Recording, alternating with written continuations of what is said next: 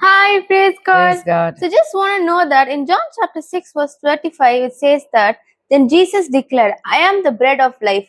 Whoever comes to me will never go hungry and whoever believes in me will never be thirsty. Okay, இந்த வார்த்தையில வந்து ஐ am the bread of the life. இந்த book of ஜான்ல வந்து 7 தடவை ஐ am வருது. Okay, நம்ம அதை ஒண்ணு ஒண்ணா பார்க்கலாம். இப்போ வந்து நம்ம first bread of the life பார்க்கலாம்.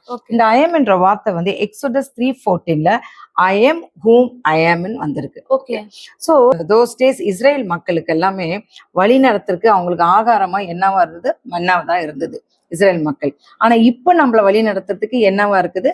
நமக்கு ஆண்டவருடைய வார்த்தை இருக்கு. அந்த ஆண்டவருடைய வார்த்தை தான் the bread of the life. ஒரு ஃபேமிலியில ஹூஸ் பிரெட் வின்னர்ன்னு கேட்போம்ல, யார் வழி நடத்துறான். ஸோ அதனால பிரெட் ஆஃப் த லைஃபே வந்து ஜீவனுள்ள வார்த்தை தான். ஸோ இதுல ஆண்டவர் என்ன சொல்றாருன்னா, he who comes to me will never feel hunger. எப்போ உனக்கு பசிக்கும்? வயிறு எம்டியா இருந்தா பசிக்கும். வயிறு ஃபுல்லா இருந்தா உனக்கு பசி வருமா? வராது.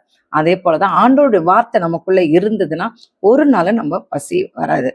And God says whoever believes in me they won't thirst. உனக்கு எப்ப தாகம் வரும்? தண்ணி குடிக்காம இருந்தா தாகம். ஆனா நம்மளுக்குள்ள நல்ல ஜீவ தண்ணி ஃபுல்லா இருந்தா தாகம் வருமா? வராது. சோ ஆண்டவருடைய வார்த்தையும் அவருடைய ஜீவ ஊற்றான தண்ணீரும் நம்ம அருந்தும் போது ஒரு நாள் நம்மளுக்கு பசியும் வராது, தாகமும் வராது.